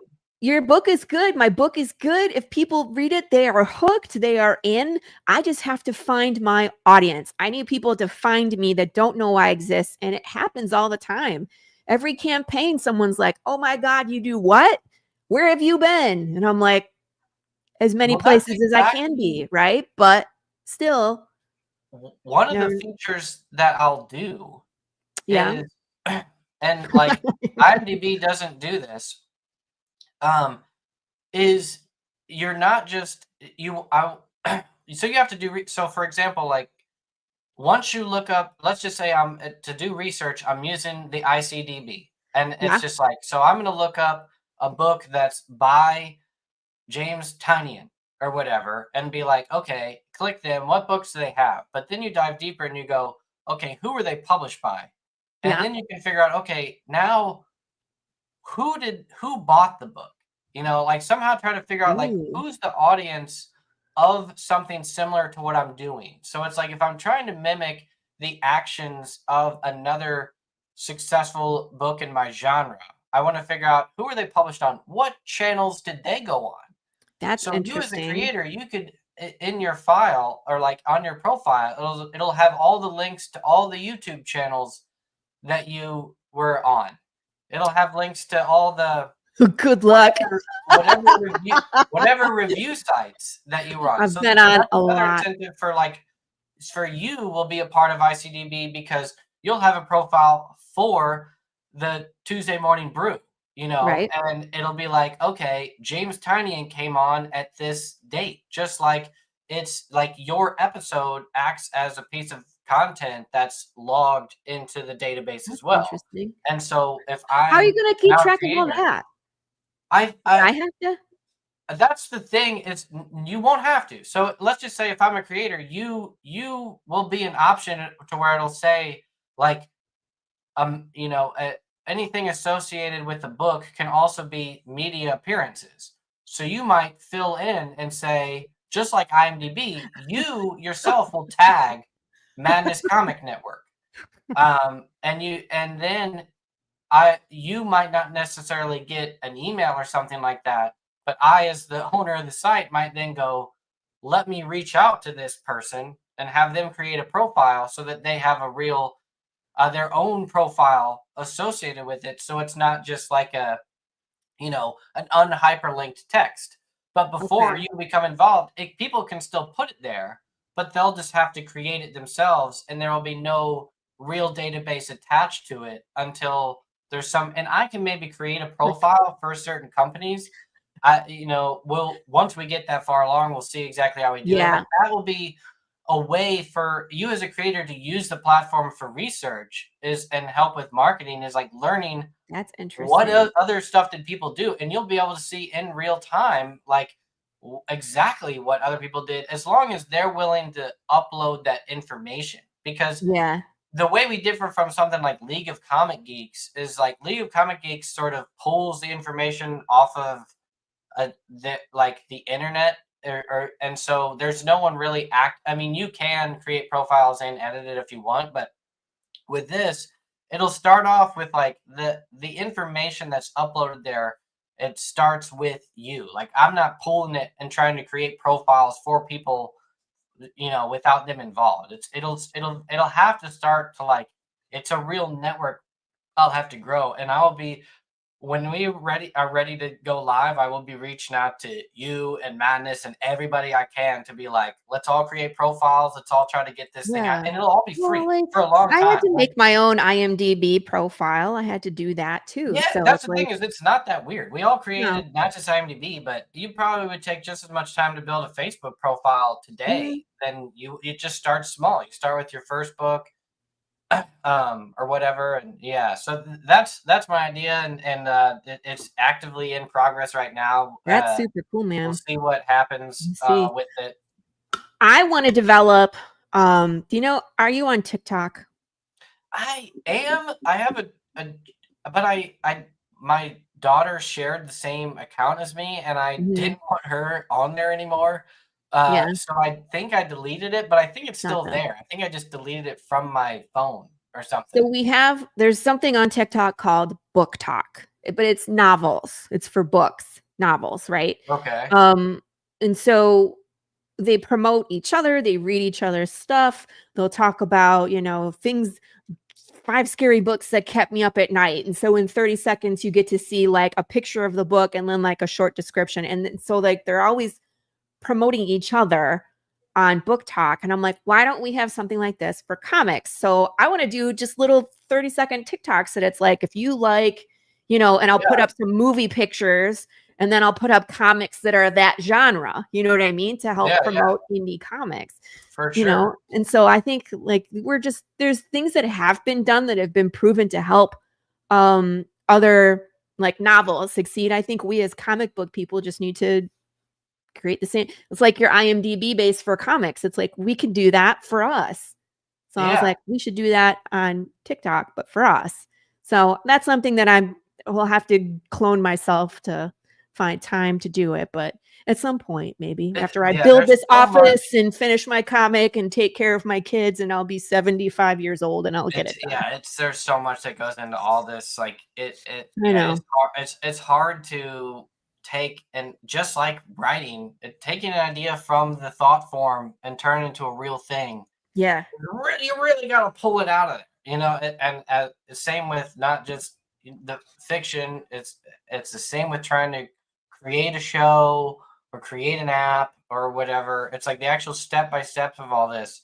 You have to spend every day actively trying to build something, But that's the thing is with comics, movies, all this, anything that you're creating, Yeah. that's what stands out to where you see and realize like what makes something memorable is you can see how much work actually went into it. It is funny how someone that's not a creator, that's just a consumer, doesn't realize how much goes into it. Like Yeah. that they Yeah. just kind of think it's like oh, you did something on the weekends. It's like, no, it was a It's like bit this more has than been that. I 3 years of my life. wrecked my entire social life for a decade. I know.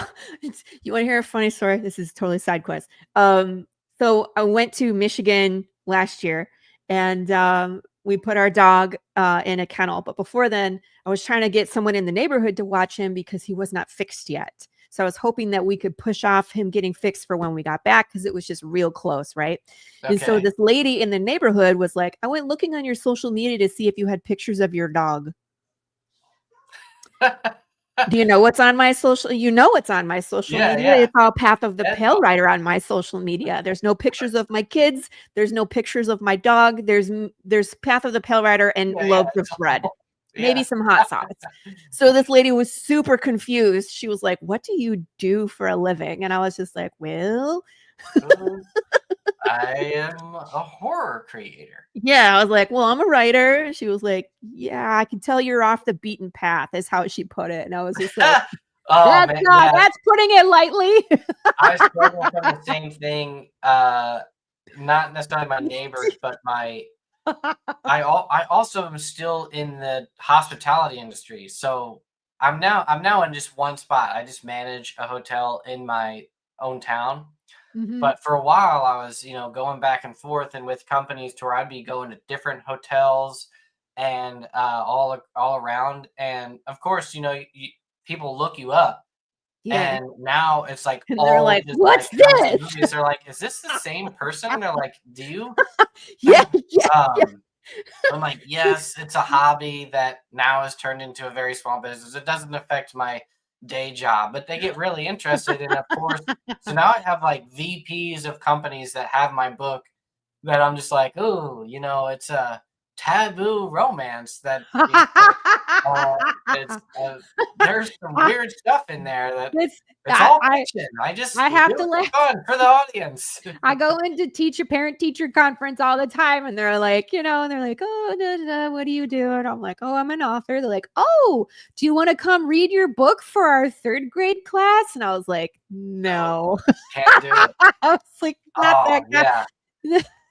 I did a Comic-Con at the college I used to go to, Yeah, the yeah. community college that I got College, my yeah. associate's degree from. I went back there and was like a panelist, and it was really cool. But it was just really weird seeing my teachers and stuff, and being like, "Yeah, here's what I create." It's nothing really for kids, and so many kids go to those conventions, and they're all wanting something for their kids, and it's like next to me is the guy that does paints faces, and another person with plushies, and then I'm here with basically rated R comics, and I'm just like, yeah, I wish that your Nothing to see 12-year-old here. daughter, like I was like, this is a female centric story, but it's They're hard like, for me "But to try to they're tell this not. to She's you. wearing tape and she's missing an arm." Yeah, I do have like dads will be like, she can handle it. Because I'm like, there's nothing explicit sexually. It's all violence. That's the real. But There's this there's is weird things this implied, is but funny. We've talked about this on another show, like not suitable for work, and everybody thinks it's sex. You know what I mean? But yeah. violence and gore is also not suitable for work as well. So it's like it's really interesting as a culture that we're like, she's missing an arm, that's fine. But it's like, oh, a nipple. Yeah, exactly. Well, and that was another thing that looking back on my youth was because I got everything from the library. I even though I think PG-13 was invented in the 80s, I feel like in the Was it 90s, though? a lot of the parents still didn't even think or distinguish. Like all movies were No. movies basically suitable for anybody. Like and I Like your didn't even think of library. things as like not, like kids shouldn't see this because as long as I can remember, I was watching gore and even seeing nudity and things and not really. And yeah, it's funny that like when you're a kid, because your bubble just hasn't been expanded, it's not like you're traumatized. You just sort of don't understand. Like you just like Right. certain You're things like, just this go is over your head. normal. Yeah, you're just kind of like, oh well, that's that, and oh, they ripped their heart out. Like whoa, Indiana and then Jones. We like saw oh, that as now they're kids. I don't, yeah, like I don't remember what I thought, but as I got really older, like at well over 18 and like 21, and then it way became more taboo. Like you couldn't go to theaters and be under 18 alone to see Yeah. rated R. Like whenever I was a kid, I feel like theater just let you in. They didn't care. They didn't card Yeah. you whenever I was I was 14 and seeing rated R movies. I don't think the theaters ever cared in my town. Like no one ever was. We would I all blame as groups go to the theater. I blame my sister's friend Megan. She was my friend as well, but she was the same age as my sister. My sister and I are 18 months apart. So it was like, we're gonna go to Megan's house. So my sister went, I just went along too, right? Because I Yeah, want to go spend the night. And then we would watch like Pet Cemetery, and I was 8. And I was yeah. people wonder the why. So my sister and I both saw the same movie at the same time, and I went one way and I write horror, and she still sleeps with the nightlight on. So it goes one or the other Yeah. way, right? I had an older sister that was 6 Hey, years it's older Gilbert. than me. I remember when We she have went and movies saw the like movie. Terrifier, and people be walking out of theaters. Oh, I was well, like, Terrifier also is I feel like they deliberately cross oh yeah, lines, they do. like they and that's the other thing is the films that were even when you look at really like what they consider like just the most like kind of graphic crazy movies of the ones that really cross lines were like documentaries or like films that like went to Africa and showcased like real horrifying things. When it came to Yeah. fiction movies, even like Cannibal Holocaust or just like I feel like they didn't like I still knew that like those the library didn't have the real hardcore ones. Like, but if you Yeah. look at sort of films that were I talk about this with like other writers to where take the example of Silence of the Lambs. Silence of the Right. Lambs was praised in every way, shape, or form. It was seen as Mhm. artistic masterpiece. It was, I think, won even Academy Awards. A Yeah. lot of things in that film was like the same as Texas Chainsaw Massacre, which was considered pure slop. But Hannibal Lecter wore the faces of other people. He But he talked with an accent. but it was all about the presentation. Like when Yeah. it was considered some for various reasons that I argue and like with friends and I think I've talked about on the channel is like it was considered art in that way, but there's other things that are not Hmm. where it was like just shock gore. And I do think Mhm. in certain things like Terrifier, it's like, yeah, that was just shock. Like It's that wasn't presentation. to Yeah. where you were diving into criminal minds that Right. happen to have They're not trying there's to catch nobody. There yeah, aren't any forensic yeah, you're just BAU. Like they're not out there trying to find a serial killer. It's just it's a art total different chaos. vibe. And Yeah. like and I have as I've gotten Sure. older like don't really like that kind of horror. And so but I do understand its place or whatever and still watch a lot of those movies, but Ooh, the it's Sixth less Sense. and and it especially now with my own kids, it is just kind of like, well, I don't need to expose my kids to anything like I did. Like if they don't want to watch horror movies, they don't have to. And Right. my parents never forced anything on me. I enjoyed it, but I remember like my sisters, like My you're saying, sister, like right? they did not go that direction. When she Correct. saw Seven, she was like just forever never watched horror Never films. the same I heard again, that was right? like it broke her. And to Yeah. me, I was like, I'm definitely watching that movie. And I did dive into like the crazier and more graphic stuff whenever I was younger. It wasn't until I got older that I really started to, I guess, appreciate different aspects of it. Of like, there are different kinds of horror, and what I like are the ones that are sort of more family friendly in the sense of, if I were an 11-year-old, I would rather watch sort of the ghost mysteries or creature features and not Yeah. just pure shock horror. That's all about how can we mutilate these different people, Right. and that, now looking back, it was like, dang, that was all the Saw movies were, But they Those, started out with yeah. this mystery. Hostel. Hostel, but I Yeah. also like looking back to defend those movies. If you go back, like, and especially studying storyline, Mhm. Hostel got a lot of heat for like just being horror Overly. Mhm. porn or whatever they called it. But Yeah. I was like, it's definitely a suspense drama. They just show certain aspects of it, and they were not going. It wasn't super, like, it could have gone way more hardcore. Like Yeah. it definitely, like, there was a very good storyline there when you Mhm. compare it to things that don't.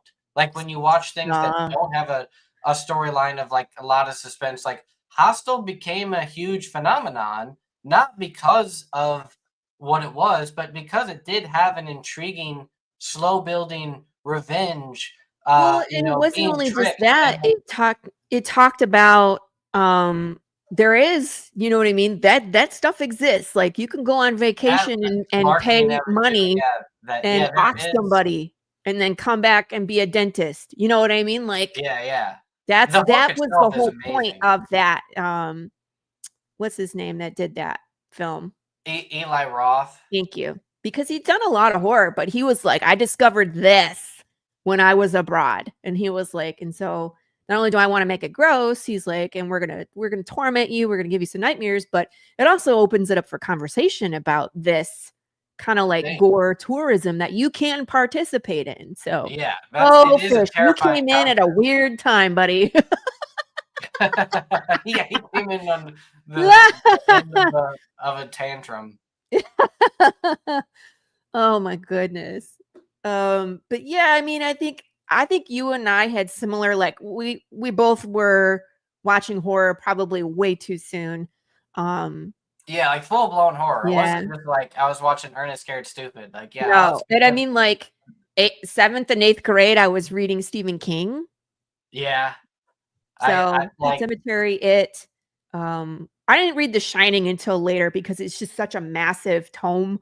You know what I mean? But I still read Stephen King. I've been reading The Green Mile. I did a rebind of The Green Mile and it's gorgeous. And so I just Oh, started it. cool. I opened it up and I started reading it. So I got one more to finish. I got the Yeah, if I Bad get Place. into I gotta finish. once you dive into what people Yeah. write is way more hardcore than what people Than what you can show see at the on film. movies. And Yeah. yeah, then you dive more into, and I got really, when I was younger, into like psychological, like I was Ooh. obsessed with just like the idea of losing your mind, or just like Oh, being Jacob's trapped in Ladder. what? Jacob's Ladder. That Yeah, film yeah, yeah, that that film kind will of mess you up if you haven't seen anything like it, you know what I mean? The first time you see it, you're just like, "What is going on?" But thing. yeah, Yeah. not being able to trust your own reality. That's what I wrote into Path. That's what I love that too, Max, where it's just like where you're slowly decaying. If you know that you have dementia, how do you trust anything that you think or what's going on in your reality? It's crazy. Yeah, I mean, yeah. To for the next show, it's like the things I think about constantly are more like grand, what is reality kind of things. And Yeah. once you start really thinking about a lot of that, it can be very scary. Or you're like, well, either everything is me or nothing is me, and both are Yeah. equally terrifying. Yes. Yes. Not so bad. I just lost my mind ages ago. Yeah, we all did here. Anybody that's watching the show or on the show Oh, definitely lost their mind a long you time ago. Dylan, you just you don't know. We're slipping in psychology into all these horror stories, whether you realize it or not. Well, psychological horror is actually really hard to pull off. Like, it's not, Mm, most of it isn't good. So there's the reason you're probably not into it. But as a that's true. kid, that was, I think, when people were writing psychological horror, almost all horror was psychological, or like there was some Mm, emotional aspect and trauma related, and especially every ghost story and thing like that was somehow some kind of psychological break that, led to some kind of interdimensional thing or whatever, because I Event don't know. And horizon. then once Yeah. I started to research a bunch of everything, like hypnosis and the occult, and you start to realize like symbolism is everywhere, and that there really are secret societies and Yeah. like cults that all throughout history, and Yep. some of the yeah, and You know what? then We you we dive might into have we might have the same NSA agent assigned to us. I'm just saying. like Based off of the research that we've done for our books. To be like, these two weirdos are in the same bucket. oh yeah, I'm on a list somewhere. Yeah, me too. Everything. Yeah. Yeah. I was researching real life hostile type places back whenever I was 13 years old, so I've been on lists for a That's messed long up. time. And they're like, you're on a list for sure. Yeah, the CIA has Oh me my like, as God. soon as they're ready for the next Manchurian candidate, that's They're like, just gonna like show up at your I got door. one. Dear Max, you work for us now. Ugh. Oh no. Oh my goodness. See, I told you the show was gonna go by quick.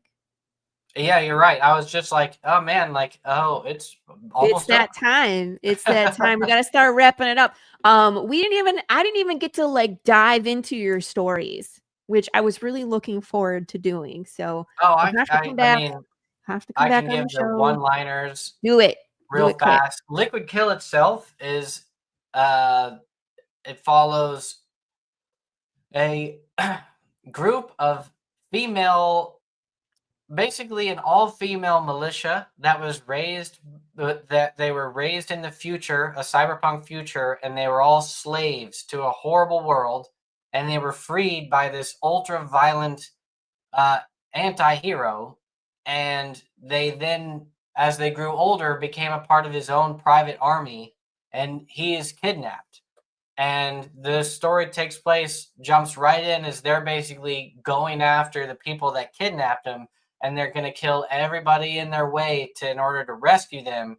But then it's a deeper story of your learning who kidnapped him Yeah. and why, and the greater how relevance of their Yeah. childhood and why they were slaves, and it's a big ultra violent John Wick meets Ghost in the Shell kind of future, because these females Love are it. also sort of cyborgs, and it gets wild. That's That's Liquid Kill. awesome. God. The other book I had, It Eats What Feeds It, Oh, or I'm sorry, I Love you want to go Unrest. down? I'll go over that one. The one that's This one. the Kickstarter campaign that's about to go live. The top one, that is about it's basically a guy lives in a mansion, and he's this baller, and suddenly his ex girlfriend shows up, but he's not actually his girlfriend. It's one of those, he was the guy that never got with the girl, but he was obsessed with her. Hmm. And she knew it, and she just kept him as like the friend. And she went and married someone else, and then she kills that guy, her husband, and then she comes running back to the friend and tries to seek help, basically in disposing of the body and emotional help, because her husband was such a bad guy. And then it leads to this insane story that involves ghosts and um, crazy past connections that you start to piece together, sort of the dramas that happened between them when they were younger, and where it led to today, and what led to her killing her husband, and it's a gothic horror that takes place in this sort of Victorian house that this guy owns, and yeah, it's a wild one, That's and cool. I'll have that going to print, I think, either next month or in October. Woohoo! And then it It eats what it feeds. that one is about a like teenager just out of high school, takes this job working at another mansion that's owned by this very attractive older woman that hires him as like a caretaker to mow the lawn.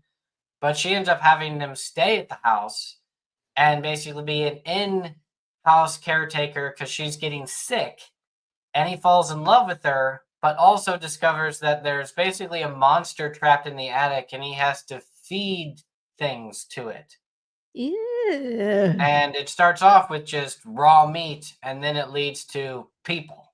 Aha. And it's a coming of age horror romance, gothic horror.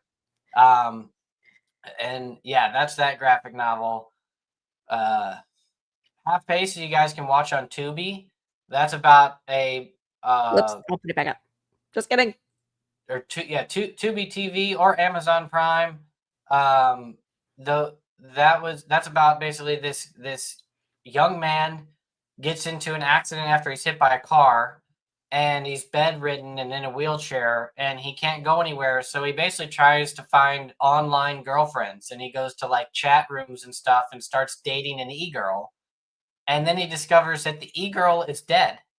And not only is she dead, she was killed by a serial killer known as the Full Moon Killer. And she's trapped in like a digital purgatory in cyberspace, and she cannot escape it unless this kid in the wheelchair helps solve and finds the identity of who killed her and stops him from basically killing his next victim. Interesting. I didn't write that one. I just produced the film. It's actually really good. And you can watch that for free on Tubi or Amazon. Cool. And then Tapak is only available on the Atrangi app, which is mainly for the South Asian market, but you can watch it in the United States. And that is an anthology that takes place. All the anthologies are woven together by rain. So each story is sort of a horror story that involves magic, ghosts, witches kind of things, and they're all woven together by the same kind of a fourth story of the three ones that come together, and they all involve the rain in some way, shape, or form. And Tapak in Hindi is the sound of raindrops. Stop it. Romance the ladies. Okay, I took e-girl really as romance in some way. Even except for Liquid Kill is less romance. It's mostly violence. Mostly killing. That's what I like. I don't want to see The Notebook, but give me John Wick any day of the week. So that's it. That's the show, you guys. Max, Lord Hoven, welcome to the Brew. And thank you so much for coming. You can come back at any time. I would love to dig into more stuff like your writing process and yeah, for sure, crafting story and characters and all that. It's just sometimes 2 hours just isn't enough time. Yeah, isn't that crazy? We're like 2 hours isn't enough time, my friends. Yeah, we'll do it again. Thanks for having me on, Laurie. Absolutely. Join us next week as always. We're going to have Kevin Davis on the show. We're going to catch up with him, and I think it's his birthday. So next week, we're going to be celebrating my anniversary, Pops Van Zandt's birthday, and I think it's Kevin Davis's birthday as well. So we'll wear the happy birthday crown. I might wear the zombie ween crown. You never know, but we might even have cake. I don't know. So there won't be cake, but be excellent to each other. Kiss your babies, and we'll see you all here next week on the Tuesday Morning Brew. Bye. Ozzy, what are you doing? Come and have a look at this lovely book that was sent over. You're wrapping in the burning. Oh, go on and spit the bat out your mouth. No one can understand you like that. Say how 5 dentists and all. Oh, well, that's not much better. Ozzy, why don't you sing to me? I can always understand you when you sing to me. Fucking my brains.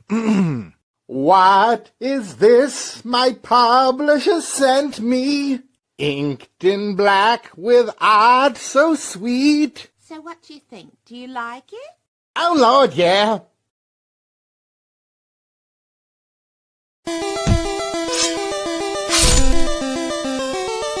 Ooh.